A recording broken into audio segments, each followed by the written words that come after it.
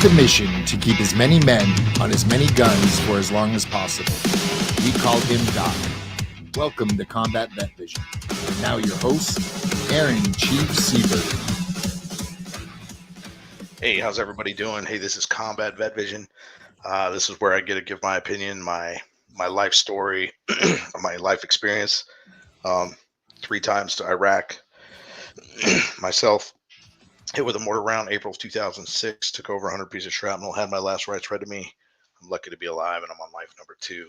I spend a lot of my time helping out combat vets, including myself during this journey of life.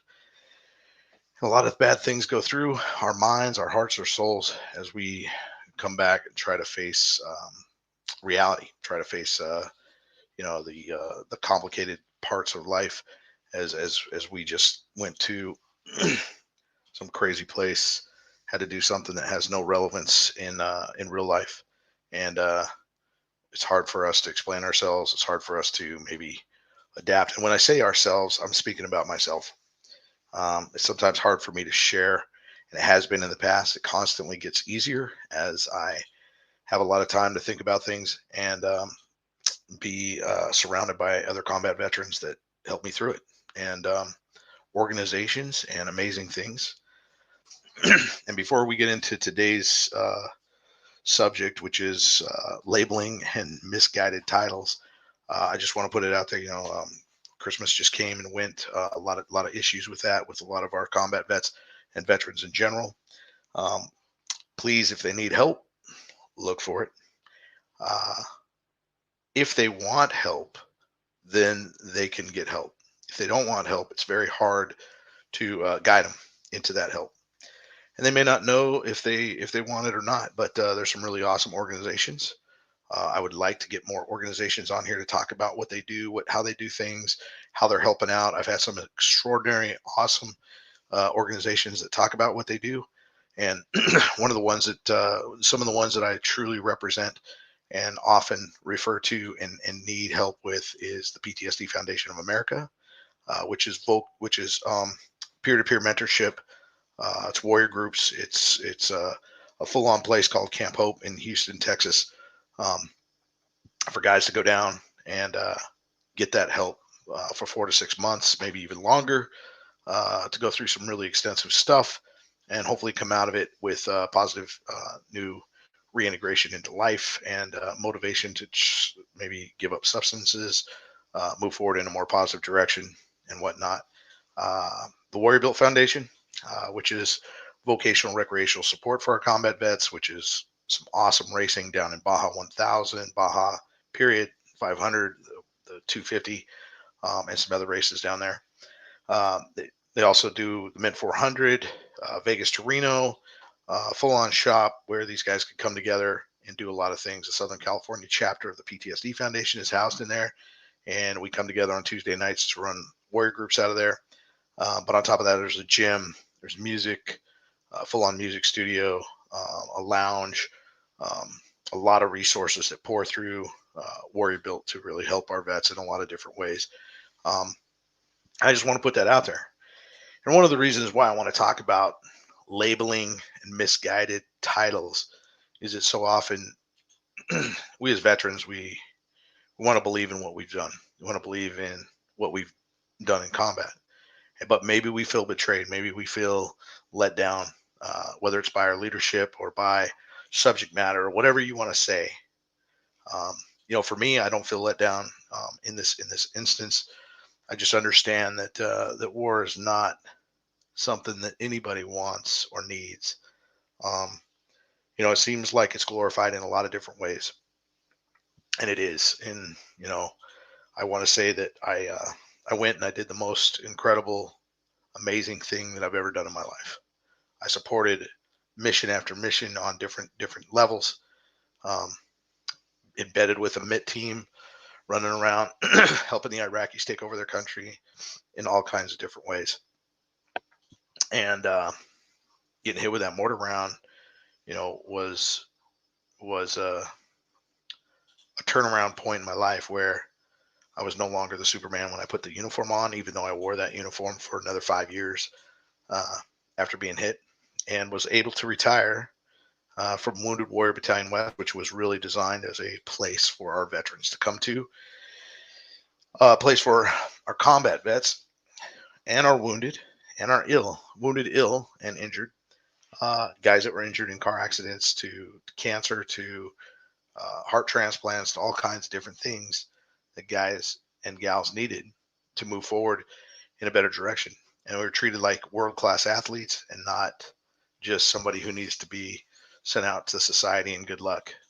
Um, so it was good. So we talk about this misguided information. Sometimes this information doesn't always say what its intent is.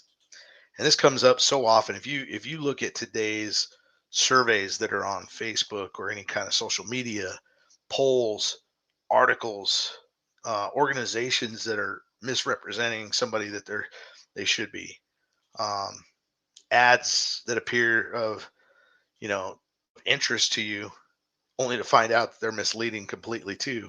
And I'm gonna get into some of these stories where it's personal to me, and it kind of upset me in a lot of different ways, because just one thing after another, and you just find out that you're just being roadblocked, and you're not even part of the problem. Well, being part of the problem or being part of the solution, um, and you're part of the problem, but you didn't even start the problem. So how did it get to you in the first place?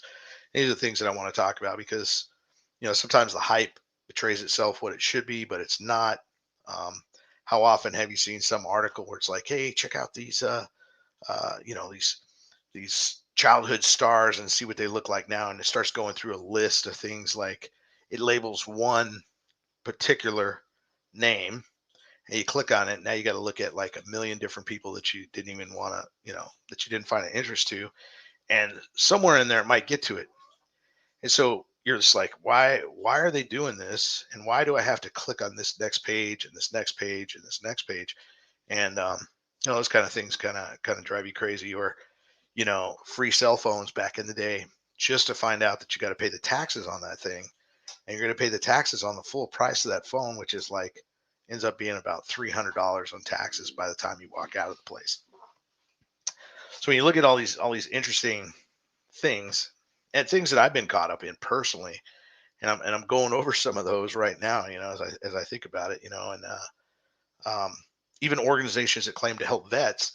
But when you look at it, it's like, hey, what we do is we we have this fundraiser, but what we do with these funds is get the community involved to help out. And I want to just say, personally, I've seen that done, where you get some really awesome individuals that have raised money, that have gone forth and done really awesome things. And as I say, I hiked the Grand Canyon twice after being blown up. I had to do it with walking sticks, and mules carried my back out of the basin. But I got talked into it with a really good buddy of mine, um, Master Gunnery Sergeant Greer, and we went we went and hiked this Grand Canyon, and from a guy that really put together a really awesome program, but he did it under the name of a very popular organization. And what they did is they sent him a banner to represent that organization. And so it was interesting to me to see how this works on this political side of things.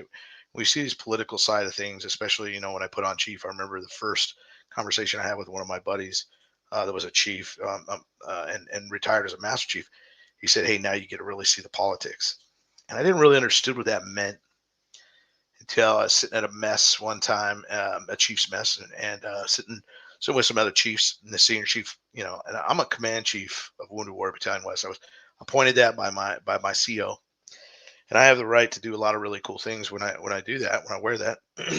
um, but it's just a really kind of awesome appointment, but it didn't mean much, except for the fact that I just wanted to take care of our vets. I wanted to take care of our combat vets, and at the Wounded Warrior Battalion, the wounded, ill, and injured. And he basically is coming over to do some stuff at one of the facilities, and um, I was helping out our sailors, who didn't always get these corpsmen didn't always get the same treatment as the Marines. Marines had this awesome program, this robust program that was designed for combat guys to come to Wounded Warrior Battalion West, this huge monster of an awesome program. Like you're injured, you're going to get treated like a first class athlete. Now the Navy had a program, Safe Harbor, and I don't want to talk too bad about it, but basically it was an administrative thing. There was three guys that were just checking on you, making sure you're going through your appointments and this, and that. It wasn't that thick to where you actually have a facility and you're doing all this stuff. So I was talking to our corpsmen and those that served with the FMF, saying, hey, if you were injured, if you're dealing with stuff, fill out this packet and you could make it over to Wounded Warrior Battalion West and get the care that you needed. Well, I was told at one point, and I was really frustrated with this, is like, quit recruiting. When I'm told to take care of our sailors, that meant something to me. It meant something to me when I went through every aspect of things that I went through. And then to be a chief and be told, don't take care of your sailors because you're taking them away from their job that they need to do here, but we don't want them to go over there and get the full care that they might need because you're recruiting them. And what I was doing was saying, hey, fill out this packet. It has to be approved by your command. The command can disapprove, but then it's on the command. But if I'm not taking care of my sailors, I'm not taking care of my Marines, then what was my purpose? And why did you tell me that's what I needed to do? And then I get one senior chief to tell me that one time. I tell you, I was pretty fired up. I took it really personal. And to this day, I still do. But a lot of times I have to put that aside because that was a misleading, misguided conversation, and he didn't want to hear any feedback from it. And so I was a little bit frustrated with that. I was like one of those pieces that add to this whole conversation of labeling and misguiding titles. He was an administrative guy that really spent a lot of time putting these sailors where they needed to be and working all his pieces, but he somehow lost the fact that we need to take care of our sailors, need to take care of our Marines. What does that mean? Sometimes it means giving them an opportunity to make something better, to choose to take a path that they need than to end up dead somewhere from being one of the 22 a day that take their lives because somebody just doesn't care about them, put them in the machine. Granted, the military has to run. It does. And I fully understood that. But I also fully understood there was a lot of things that were going on. And there is still a lot of things going on with our guys that really need that help and support. But let's get into some of these things, the surveys and polls. If you click on a poll these days, and it was cool. It was cool. I saw a buddy of mine. He put something on there. He's like, hey, if you send me a poll, you're not my friend anymore. You're out of Facebook. So I saw this thing and I was like, hey, that's pretty cool, because when you click on these polls or these surveys, it wants you to click on this, then it wants you to give your information. It needs you to, sign up for, a book deal. Who knows what it needs you to do, but I've never completed one because I want to say, yeah, would you vote for this? Would you appreciate this? Would you do whatever? I want to click on it and see what the answers, see who's doing what, but you can't do it because they want your information. And then they're like, hey, we'll send you the information once you fill this information out. Totally misleading, totally misguiding, and then setting you up for a marketing ploy. And everything's based off of marketing, and I understand that, but again, mislabeling and misguiding somebody to do something that you don't really want to do, and you don't want to go down this long process. You thought it was just going to be this simple thing, but it's not. And then articles. Oh my gosh, if you see the titles that you can see today, any article you look out there, a lot of them are just all over the place. There's articles that'll say something like, wait till the end, wait till you see what happens at the end. And the end is so mundane. Granted, the story might be okay, but you have this buildup in your mind, and it kind of messes with your mind. So psychologically, it plays with your mind a lot like combat does.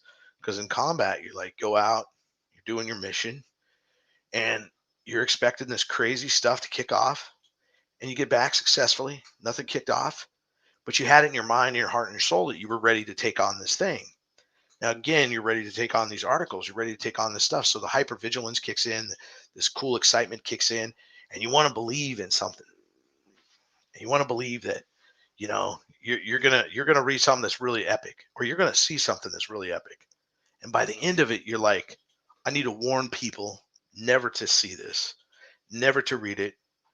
And yet we all get sucked into it sometimes, or we get sucked into an article.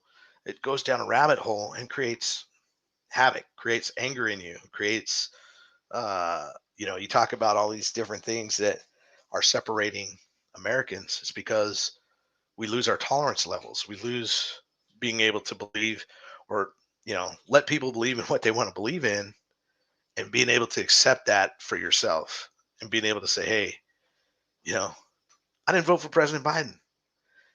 Am I upset that you did? No, it's your right. It's your freedom. The burden of combat is mine, so America can do whatever it wants. And a lot of people don't understand what that truly means, but I'm not going to hate you until you come at me and you want to impose your freedom on my freedoms. Then we're going to have some issues, and I'll argue with you. I'll have this great conversation with you, and I'll be cool, calm, and collected all the way up until it just can't be anymore. But I have a plan. And it's not a crazy plan. I don't want it to be crazy. I want it to start off all nice and cool and collected. It's like when I went to school, and I want to, I got out of the Navy, out of the military, and I started working at the schools as kind of a volunteer, or as a um, part-time guy, and walking around taking care of kids and being the playground monitor. And I had to take this course called a nonviolent negotiation course, and really it was a great course. It taught you, hey, you need to, be tactfully talking, and comfortably, going through these processes of just being, kind, cool, and collected, and blah blah blah, and this, and you need to do this dance where you don't touch the kids, and you don't do this and this and that, and you beg and plead with them as they come into the place with, who knows what the issue is, but it's a violent negotiation, right? It starts getting violence, but they don't want you to say this word. It's a non-violent negotiation course. So no matter what happens, you don't follow through with saving your own life. And at the end of the course, I was like, hey, once we do this dance, once we do this thing, once we do everything possible to level the situation and calm it down, it's fair game at that point, right? And it never came to that point. So a lot of these things are misguiding and misleading people to their death, probably. And some of these things, and I was going to the schools, I was checking things out, and you want to believe everything's great and stuff like that. And sometimes the gate was too big, at the kindergarten place where the kids are the smallest. You have the longest chain, which, kind of bothered me. And I kept saying, hey, you need to weld this thing differently, so when people lock it, they lock it to this this piece of the chain, not the end of the piece. Yeah, you just see that. But it was weird things like that I was just like, wow, this is kind of strange. But I handled it as tactfully and as cool, calm, and collected as I did. And maybe I didn't see the results that I wanted to see. So I personally, I got a little upset, but at the same time, I was like, all right, well, I just need to check this gate. What can I do about it? And I had to find things that I could. Same with going to combat groups. I don't have all the answers, but dang, I love to listen to some of these guys. They got some great tactics. They got some great skills. They got some great coping mechanisms that I want to adapt to. I want to see. And sometimes I'm misguided and I lose my sense of direction on thought processes. And to have a warrior group sometimes pulls me right back into a really awesome situation where I'm able to articulate situations that I never could before. So it's good. Um, and I'm just looking at my notes to see if I'm missing anything on any of this stuff. Um, but I'll get into the Facebook piece that really kind of got me. You know, I I really do sometimes get sucked into an argument where someone gets fired up, because what happens is you take a story, you take all these pieces of information, and you're able to dice them and pull it into a road that travels around the situation and the main core issue and the main core values and the main core thoughts and processes are there, and their intentions are really good overall. The patriotism's there, the motivation's there, everything. But you're able to take a whole situation and turn it around and go through all these different steps and certain word phrases and things and this guy and that guy and this woman and this gal and this thing and these situations and totally blow it into a disaster, something that was totally non-intentional and totally miss totally missed opportunity to articulate. Not like I sometimes can't articulate my thoughts properly, but when I learn how to do it, that's when I open my mouth. But these guys, everything right now is opening your mouth to talk about all the issues other than the core thing and the values that were set forth and somebody's true intention. I got a buddy that's a police officer. And I got a couple buddies that are. And one of my buddies just says, "Hey man, I don't want to cause any problems with people, and I want to believe that we gotta have this conversation. We got to do this, and that, and I want to enforce the spirit of the law." And I thought, man, that's cool because the spirit of America is a certain way. The spirit of the law would say, "Hey man, I'm driving 85, 95 miles down the freeway in Southern California, and a cop is going to pull me over." And I get pulled over by the cop, and he's like, coming to my window, and he says, "Sir, do you know how fast you were going?" And my answer to him would be, "Yeah, and anybody who knows Southern California?" The answer would be, "Yes, I was going 45 miles an hour, 90% of my day." Now, how fast I was going after that, I don't know. But can we make up the difference? Now, that's really an answer that I really want to give someday. Not to mislead, but let him be the determination of whether or not he wants to enforce the spirit of the law or articulate the fact that, yeah, it's frustrating all day long to drive 45 or 35 or 10 on a freeway or park on a freeway uh, when you want to go. So these frustrations come, this whole thing, but these tactical, cool conversations can break out. And he enforces the spirit of the law, which means he looks at the situation, he tries to put it down as best he can, and he wants to carry on with his day. He wants to carry on with their day, and hopefully these things can happen. But that's not it. Everything should be black and white, right? Everything should be this and that, except for when it's so black and white that you take these pieces of the puzzle and you make it. Hey, well, you said this at this point. You said this at this point, but what was this over here? It was really the core issue. Um, it's these things that happen. So talking about Facebook and the weird things on that, I saw this helmet one time and I was really excited about it. And it was a motorcycle helmet for um, the Predator, a Predator helmet, and it was like $35. And I was like, heck yeah, I'm gonna order that thing because I want a Predator helmet. It was cool, man. It has all the Predator freaking hair and looking all awesome. So I ordered it and I told everybody at Warrior Built, I was like, hey man, I ordered this helmet. I hope it shows up. Boom. And it's right here on Facebook, blah, blah, blah. It's got this cool thing. And it never came. Never came.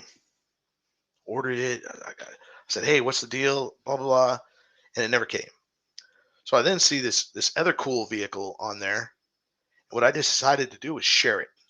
So as an advertisement pops up, it's this like crazy looking tractor that has hydraulics that steers the thing. So it's got like a trailer on the back of it. It's got four wheels, but it's got a pivot, like it pivots in the center, and the hydraulics steer it left or right. And I'm like, hey, this is a little like tiny, cool looking tractor, and they're selling it for like $400. So what I do is I share it. I'm like, check this out. This is cool, but there's no way this could be $400. There's another misleading ad. Facebook flags me and says, um, you're putting something out that's not authorized. Your account can be something, and I got upset. I was like, Facebook, com check. And they never got a hold of me. But I started putting this out there. I literally did. You can look through some of my articles like com check. Hey, this article, this advertisement is being advertised on your platform. How does it end up in my feed? How is this happening? So you look at all these things that are like being misled to you on your feeds or on your situations. And finally, some of that, all that, a lot of that stuff went away. And, obviously I'm learning lessons, and, there's so many different times you see other things in your email that says, hey, your account might have issues. Please log on here and check it out. Meanwhile, it's not even from that site. And they're getting really good at it. They're getting really good at like, you know, really, really looking like it might have came from your organization or your bank or your situation or whatever it is. And they're like, hey, click on this and go back.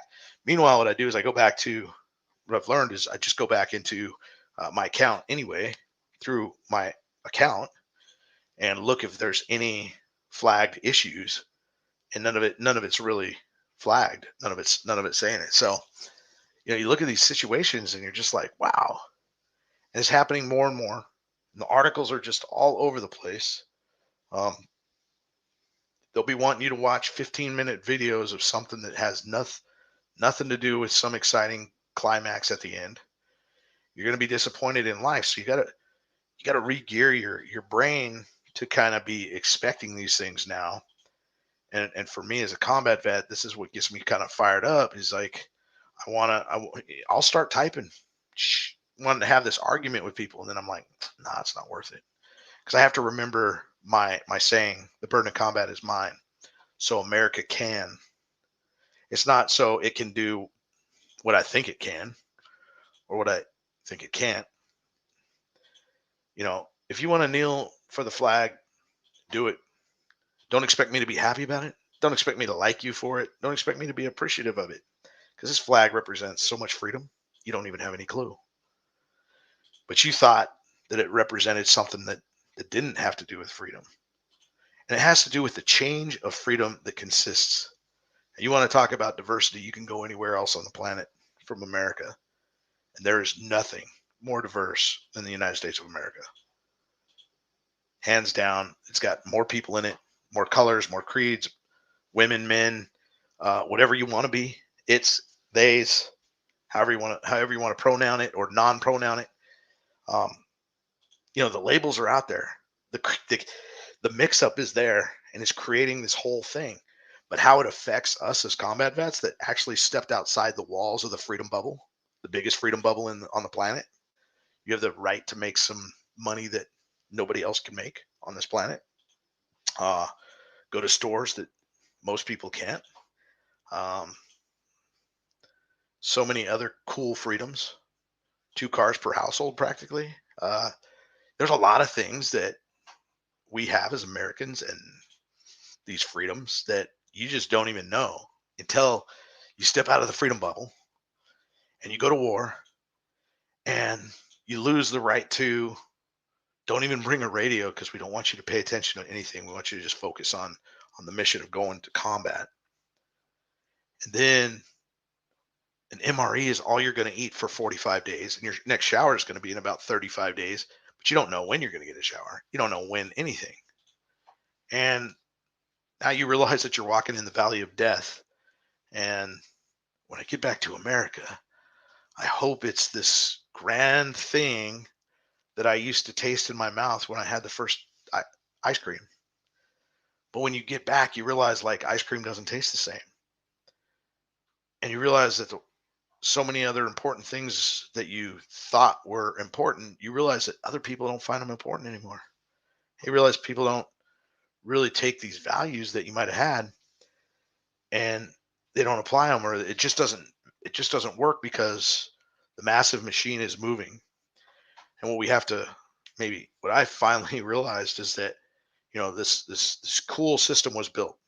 America was built with this grandiose idea, and it's still being built with these grandiose ideas, and we don't have necessarily any control over it.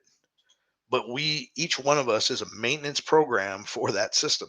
So whatever that system is, it's your daily drive of 100 miles. You got to buy gas, get food somewhere, get up early, figure out what time in the traffic you got to be in, who you're going to talk to, and how you're going to deal with your day.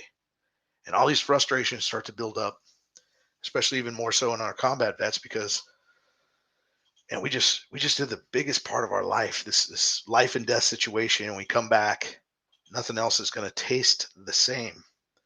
So where do you find that taste? Maybe in the adrenaline rush that you have as you get angry at the guy that doesn't use his turn signal, or you get angry at the guy that cuts you off, or you get angry at all kinds of different reasons, but you're quick to it because you know the hypervigilance, you know how quick you had to react to combat situations and how you had to deal with them, and these things become crazy. So we don't fully understand the crossover between how we're going to manage ourselves in life and society, and then this misguided information and this hate and this control and all these different things. And we got COVID, and we're told to wear a mask, and we're told to do all these things. And I'll tell you something else. My buddy, he made a really awesome point that OSHA makes the rules, but and they enforce them. Yet we got a nonprofit organization that's making the rules and enforcing those. And it's kind of strange on that part with the CDC and OSHA. Um, so when you look at all these different things, the requirements in the military, even, uh, for you to be combat ready means your medical readiness has to be up to par, which can be, hey, you need to get your medical readiness. If you don't have your medical readiness, they can let you go. However, you can, it's your right.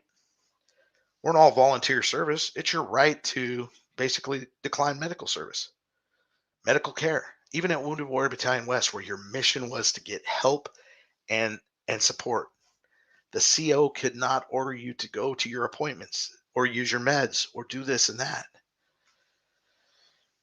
But yet it's important sometimes to leave it to professionals that really made those decisions, especially for me. All the injuries that I took, 100 pieces of shrapnel, I had my lacerates read to me. They cut my stomach from sternum all the way down, stem to sternum, pulled all my intestines out, put me back together, and I didn't know what happened.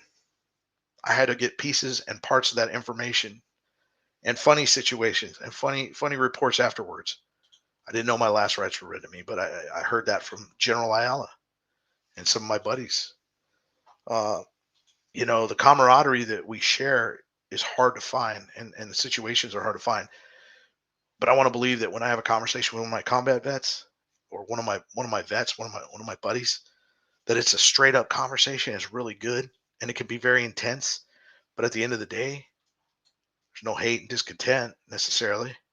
It can go to that with some, but I want to believe we're all helping each other, moving forward in a positive direction. But that's not the case.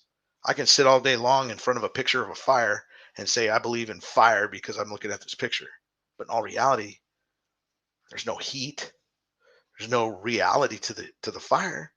But I could tell myself that's a fire. That's a true fire. I got this fireplace picture. I popped it on the TV too. It's a video. That's my fireplace. You could do that in today's world. You could make something look so real uh, that you could believe in it. So I'm just putting that out there because misguided misinformation, or even yourself playing tricks on your own mind, uh, doing these things. So it's just something to keep in mind. But hey, I talked about this a lot. I kind of, it relates to me in a lot of ways because my hypervigilance goes up.